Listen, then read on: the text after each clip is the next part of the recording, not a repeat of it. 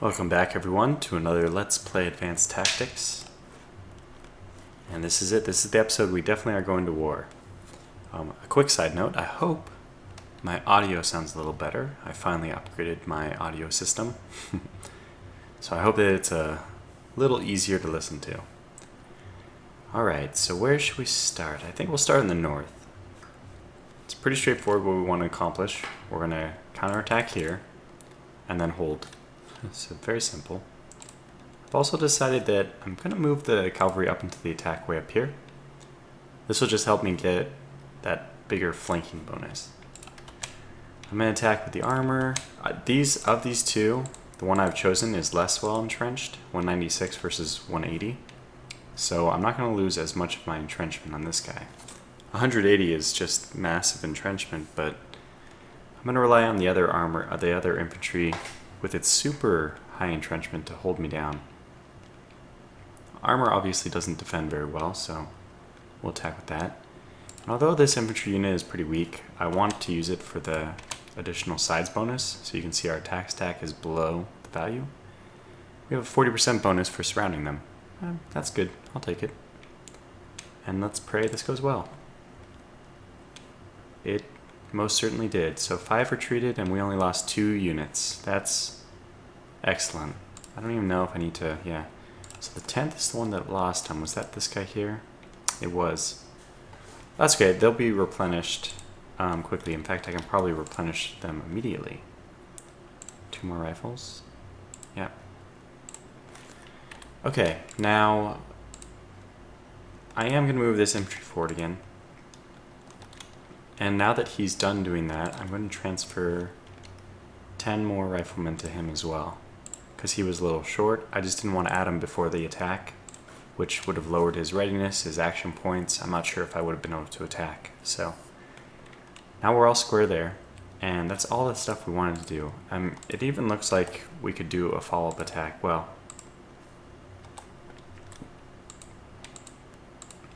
I don't think it's worth it just for 4 units to move my armor out of position, so let's just hold tight here. And now they might counterattack back and forth. For the time, I'm just going to have to let it go, though. Alright, here I've moved 1 armor up to start recapturing this territory, and he'll swing around. They're not very good at crossing these streams anyway. Remember that minus 40% penalty, I think it was. That's just for a stream, so better just to loop him around. We'll put pressure on the flank, and if they give us an opportunity, we can even use him for flanking maneuvers, you know, attacking from the north side. So what am I going to accomplish here? I'm going to move, actually, this guy forward. And he's going to die, or he's going to artillery somebody else. This guy is going to move forward and do the artillery bombardment here. Let's do that. And then we're going to follow up with a big dive bombing strike on this guy. Okay, not bad. Lower their entrenchment. That's important because now we have the big... the units in Leverkusen, I should say the 2 dive bombing groups I have, their limit is 5, which is this line here. So I'm just going to use both of them to dive bomb this unit, the one we've already weakened with artillery.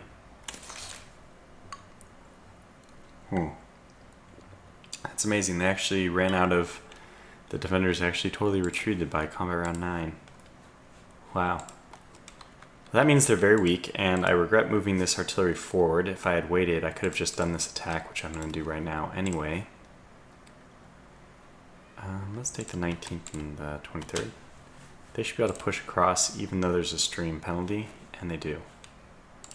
So if I had waited to move right until now. Was it this one? No. Which one was it that attacked? This one. So if I had waited to move the artillery forward, he would only suffer a 20... I mean, I basically wasted a round that we could have been using to attack him. Because if I had attacked first, there would be no zone of control here, which means my artillery could have moved in without suffering that extra 10 action points, but what's done is done. And what did I want to weaken? I think I want to weaken these guys and dive bomb them, because I still have 1 dive bomber available. Oh yeah, I did want to move one of my guards out. I want to move one of my guards and switch him over to Hula Dao because it's a foolish decision, but it'll make things very entertaining. I'm going to try to declare war on the Chinese this turn. Basically, this Let's Play series, after defeating the Germans, it's just going to grind to a halt unless I keep things interesting by making things a little risky. So we'll just see how a war with China goes for a couple turns. If it's interesting, I'll continue, and if not, I'll start thinking about creating a new series with some other kind of interesting thing. One idea I have is actually to play against a human player, which, yeah, I mean, that can definitely be interesting. So, okay, that being said, what are we doing? We're gonna, yes, use our artillery here. Hopefully just lower their ability to defend. This is good, so that we can dive bomb as a follow-up.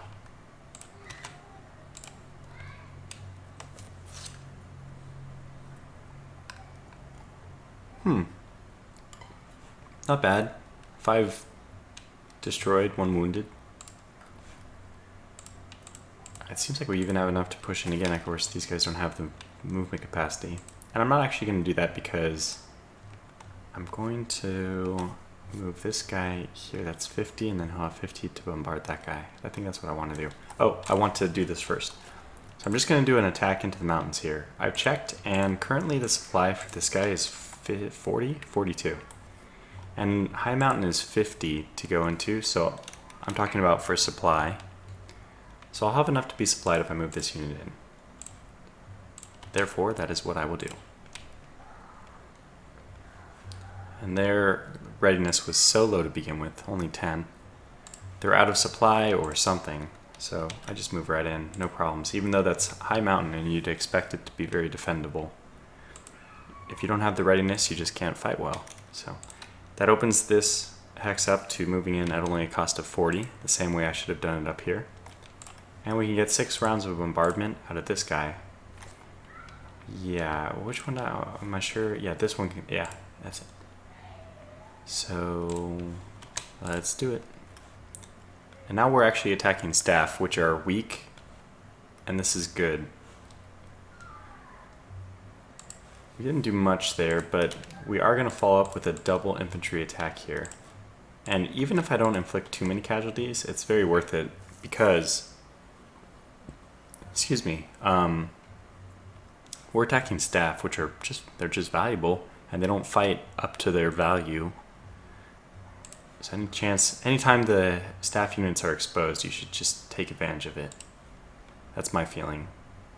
Because the staff don't fight the way a rifleman or a machine gun or anything like that would, but they cost the same amount of production points.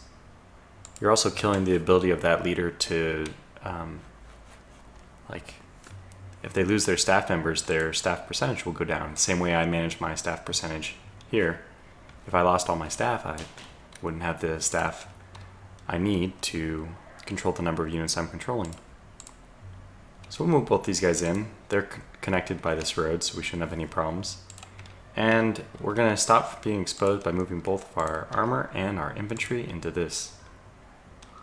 And that is good for this front. We have solid control there. And I think that might be it for this turn. So now that the attacks have all done, and this city is going to, at the end of next turn, be back up to full. So preemptively, I'm just going to move this guy in. Move into damage location. I don't know why he doesn't have a... I don't know how damage locations work with this, but... presumably he has 70 action points, so let's just go ahead and do another dive bomb mission. Let's scout out... 87 versus 63 reconnaissance. I think I want to do a dive bombing mission on one of these two, and whoever has lower readiness. This one has lower readiness, we'll do it here. So it turns out they don't have as many armored cars as they said, but we destroyed all the ones that they did. Sure, they have 2 survivors, but yeah, It's not. I would say that this whole Northern Army is not much of a concern, but that's kind of the whole state of affairs across the border now. Everywhere the Germans are crumbling, so when you're attacking their headquarters with your armor, this is a really good sign. We're not going to lose a single unit, and we massacred them. But that's what you'd expect against headquarters. So they move back here. So I'm going to actually move forward before attacking. The reason for doing this is to hopefully cut off their retreat. This guy can attack from both places. So yeah, let's just do a double joint attack. This is just going to be... Oh, their first headquarters. I found it. Well, you're my next target, buddy. I'm coming for you. Yeah, so we'll just do a two-sided attack to try to just completely destroy these guys. I don't even know what this... It doesn't seem like this artillery has any purpose for existence right now. It's just moving along the front. Not able to actually attack anybody. But this is the beginning of the end, so what am I expecting, right? If I move here, this is 90, 55, that would prevent me from attacking. So if I do here, this is 35. At least he can get some minor points for doing something. Let's just do it. Get your 6 rounds of attacks in.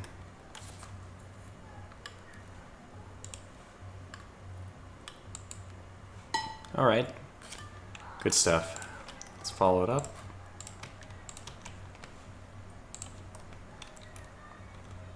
And we lost a machine gunner, so good job their staff. They weren't completely useless. Yeah, so what am I actually going to do for a move up here? This guy's going to be continuing on and attacking. We need to move this guy as far forward as he can. Probably here, if it doesn't matter between 80 and 100, I think I'll move here just to hold the line, exert more pressure, maybe grab this territory, this hex, just by zone of control. And the more important thing is he'll be in position to attack one of these two next turn. So this guy I'm not going to move forward. Obviously we don't need to worry about defending across a stream from staff, so we're going to move him onto the road. Yeah. I moved my staff from here to here, but I'm kind of thinking we might need to move him further south. We need to probably move him forward. I do have an engineer who can build more roads if I ever need, although I think we're okay. Let's check supply. Oh, garbage. Garbage, garbage, garbage. I put 2 guys out of supply, but that's not the end of the world. Where can you get to, buddy? I could do a road from here to here to here. And that would probably reconnect my supply. I'm not sure what the justification for that road would be other than supply, but is that not justification enough? Let's do it. Alright, now that should mean that blue is back in supply. Okay, so sorry, you buddy aren't. But of the 2 units, I would prefer my infantry is out of supply, not my tanks. And this is the cool mechanic where you have to worry about actually outrunning your supplies. I'm pushing so fast to the front now that I have to be concerned. Where are my supply limit? I've always enjoyed that aspect. Okay, cool. That's everything we want to do in the north. Let's proceed with the south. Now, south, same situation. I want to attack first before moving the artillery forward. Let's do that. Not that we need to worry about 6 riflemen. Yep. Now we can move this one forward, cost 20, and we'll probably do bombardment here. Yeah, this is a big, ugly stack of things. Things we would like weakened, so let's weaken it.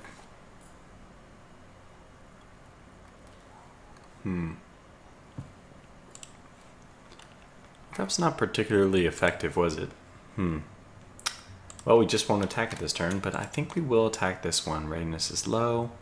They have low numbers, and this infantry, oh, could actually help. Does that put us over the attack stack limit? It does by a fair amount. I think I'm just going to let the armor attack by itself, which is already pretty overwhelming odds. And this guy can move here to support. I do like that. I'm not worried about a counterattack into the hills. That's very difficult. So let's do this attack then. And what should be kind of obvious now is that I'm trying to encircle. We even have enough to attack again. So technically we could attack from here. Attack from here. Well, we'll wait until we can get the attack going from 3 sides, and we'll let this artillery go to work on them next turn as well. Alright, now in the north of Trier, we have 1 free bombardment. 2 of them are going to go to this guy. So where should our last bombardment be? I moved this headquarters closer too, just because I want to start decreasing that proximity penalty. So now we're at 80%, this is pretty good. Oh yeah, I wanted to show this. They have heavy artillery now, so they're getting pretty far along in the research tech tree. Heavy artillery is pretty good. I actually just would prefer to upgrade your normal artillery, but I mean, it shows that the AI is at least... It seems that the French went with artillery when I played against them, but it seems like this is just generic AI. They don't have country-specific AI. I thought it would have been interesting if the French then by themselves were the ones going for artillery, and then, you know, if they had focused on the Germans using more armored cars and tanks, that would have been pretty fun. Sadly not the case, but that's fine. I think I'm going to attack this unit because it's very scary to be taking this kind of bombardment. And I think the opportunity cost, if I don't, well, I don't know if that's the right word, but not attacking these guys is just going to allow them to do free damage to me. So I'd rather meet them in face-to-face combat. Now, what would this guy add to this? I think he would also add 60, which I probably cannot afford to add that much. I think in the future I need to make my units such that 2 of them does not involve an attack stack over 100, but well, this is what I'm dealing with right now, so let's go ahead and just do the attack as is. Wow. Massacre. So we can see that their original combat value was like over 160, but that's situational, of course. You know, if you use your artillery to attack, if you use your combat values in the front and their artillery, it's not necessarily the best idea. I could even attack here just to push their lines back. I think I will do that even. There's no other, this unit doesn't have anything else to accomplish. Wait. This guy can't move forward, but that's fine. This guy could move forward. I think I'm just going to follow-up attack this guy with the armor. That's just 2 free kills. Leave him here. No reason to overextend. And then I'll attack this guy as well. Attack. So we lost a unit, but we killed many more than that. And maybe more importantly, we're really pinching off their supply. So their supply now has to go down to here. Like, it has to follow this weird path. So let's just assume that Brandenburg's supplying them. They're already yellow getting here, they're blue getting here, and they're red getting here. Now, the other side of that story is that Trier is going to be able to supply them. Because it's a German city, it can produce supplies. So that's probably what's going to happen. Do I want to do any other attacks? I think not. In fact, I think I'll move this guy into further support for next turn. And now we have these guys all geared up to attack this hex, which is, I guess, where I will bombard with my non-Trier bombardment. It would be really nice if I had the ability to get some fighters over here, some dive bombers, I mean. Because this is nice and effective, but those armored cars are not going to be as affected by artillery. And the big one. Let's do the huge Trier bombardment.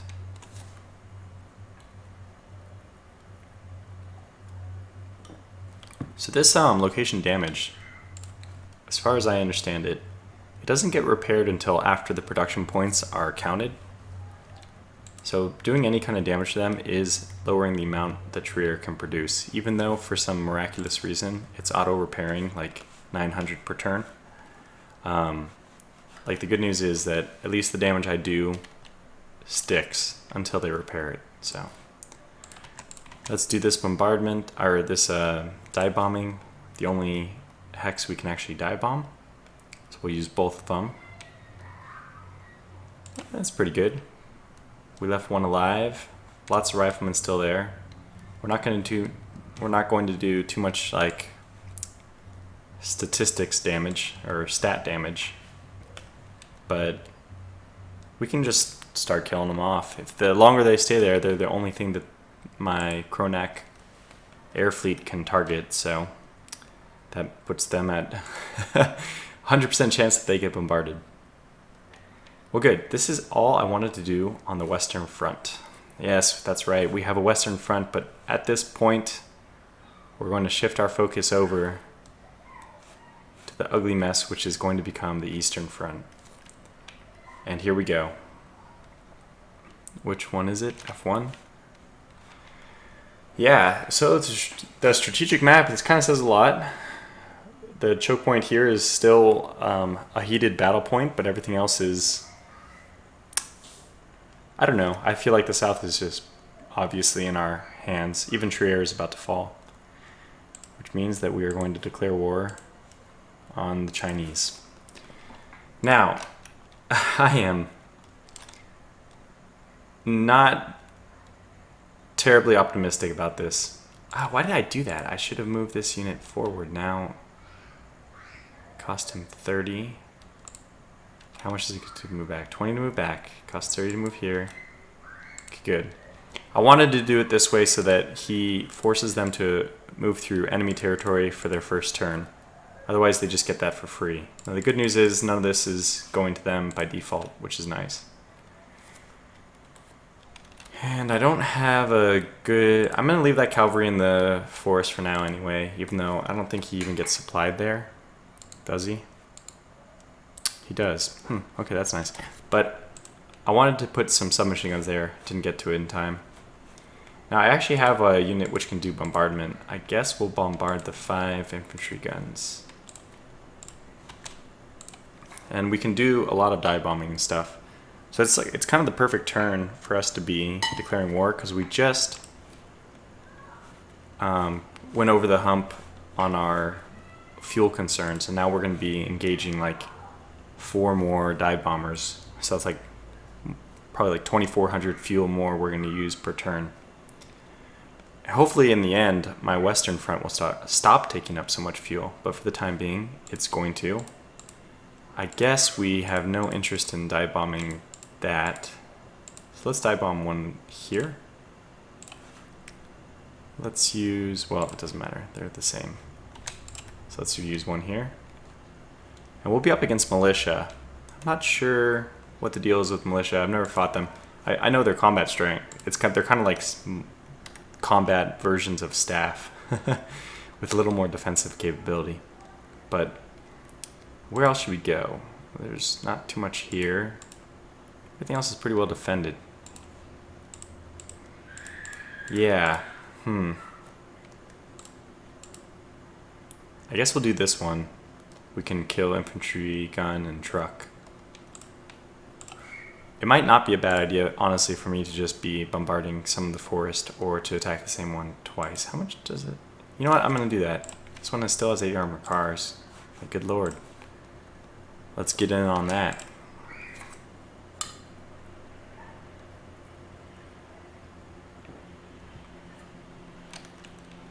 Okay, perfect. Well, that leaves us to putting ourselves at the mercy of the AI. I think I will do this first, though. I want to kind of like push into their territory here.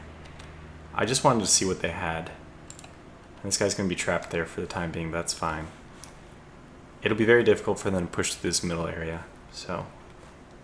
Oh yeah, I do have to move this. So let's move him here.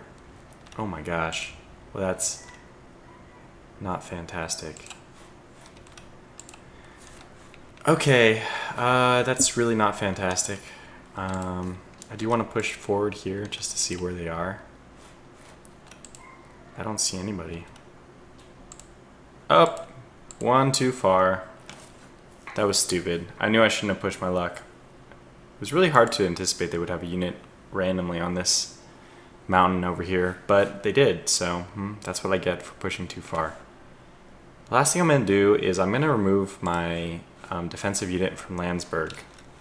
So he's just going to make his way over to Huludao as fast as he damn well can. Which means, I think, cutting across to Kitakami. So let's move him there. Okay, good. He'll be in supply anywhere as long as he doesn't end himself in this turn. Okay, that's fine. Good. Well, I guess the only thing left is to put ourselves at the mercy of the Chinese and see what they do. Yeah. Well, that's it. Let's end the turn.